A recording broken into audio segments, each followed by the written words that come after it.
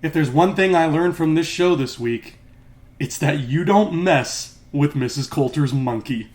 Let's get started. Hello, my friends. Welcome to Thumb Together TV. My name is Andrew Fantasia, and today we're going to be talking about His Dark Materials, Episode 3, The Spies, together. As usual, if you enjoyed this video, please feel free to give it a thumbs up and give some love to that subscribe button as well. Otherwise, I will be tossed down an elevator shaft, and a monkey will laugh at my unfortunate fate. That's kind of what happens. Semi-spoilers? Semi-spoilers. That's a thing now.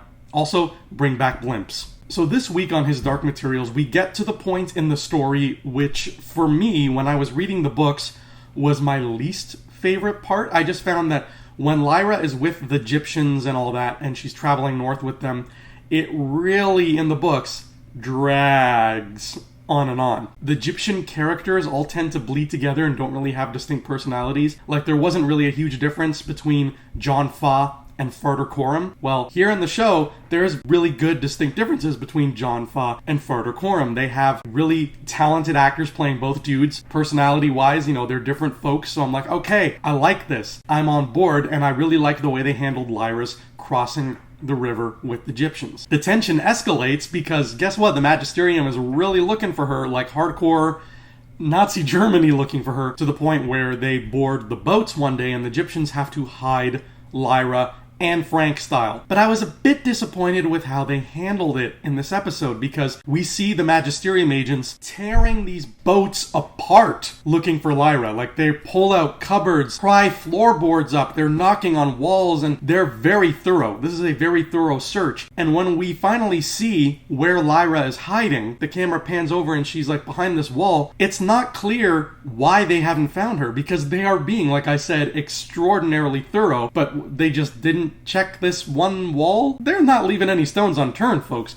So I wish we had some kind of shot, just something that sort of told us visually, this is why they haven't found her. This is why her hiding place is a good hiding place. And we didn't get that, and it was a little off-putting. Is she Kitty Pryde from X-Men? Did she just kind of phase through it? Like, what's happening here? So I just wish the show did a better job of establishing that hiding spot for us. But speaking of establishing things, this episode established a thing that I think is very important. Something that, if you're new to His Dark Materials, you were probably asking a certain question. I know I was. When I was reading the books for the first time, I was asking this question, and as far as my memory recollects, it takes a very long time for Philip Pullman to answer the question, and that question is, can people understand other people's demons when they speak? Because all the demons speak English. So, can Lord Asriel understand what Pan is saying? Can Lyra understand what Stelmaria is saying? It's a question that doesn't really get answered right away, because every time the demons speak, it's only to their human. And the only other sort of main demon besides Pan is the monkey, and the monkey never speaks because he's creepy. So this episode, we finally answered that question, because I think it's important, especially if you're a first-time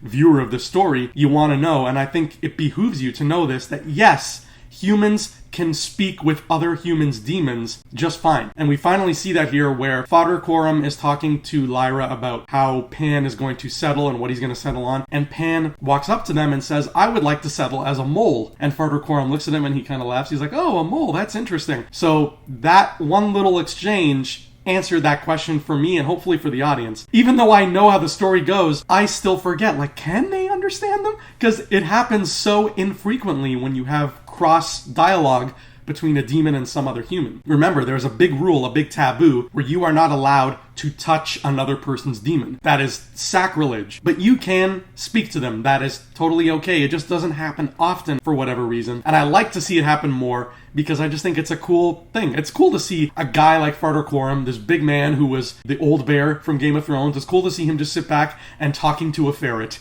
because fun. Unfortunately, this episode is not all fun and games, because Tony Costa and his friend, whose name I don't remember, I'm so sorry, but he and his friend decide they're going to sneak into Mrs. Coulter's apartment and steal her plans from the Gobbler board and find out, all her plans. Steal her paperwork. They're going to rifle through her paperwork and take whatever they want. Everybody warns against this, saying Mrs. Coulter is dangerous, you should not do this, but the boys don't listen. It's nobody's fault but their own. It is sad, but they get caught by the monkey, because the monkey sees all and knows all, and all hail the monkey. And we must only say good things about the monkey because he's watching me from right off camera right now. And of course, once the monkey knows, Mrs. Coulter knows, she brandishes a gun. Not very well, but she does brandish a gun, and she shoots this guy. I'm sorry, guy, I forget your name. Tony Costa's buddy. The cool guy, the really cool Egyptian who's like, he's got his stuff together. He's a guy you would follow into a crisis. Well, he wandered into a crisis, and turns out you shouldn't have followed him there because it didn't end well for him. Tony Costa got out okay, but this guy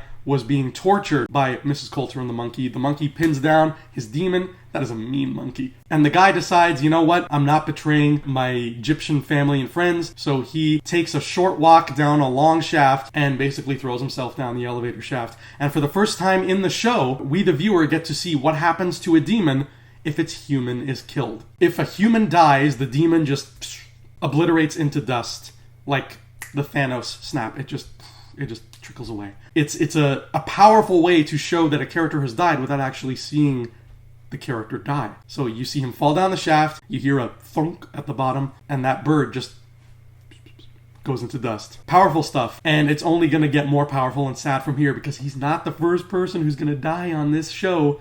Spoilers. But now they're heading north. They're finally heading north, which means it's only a matter of time before we meet Lin-Manuel Miranda and a giant talking polar bear. I can't wait for these two huge characters to finally get into the action because they are very important characters. But we'll see if that happens next week. That has been episode 3 of his Dark Materials, The Spies. Thank you so much for tuning in. I'm Andrew Fantasia.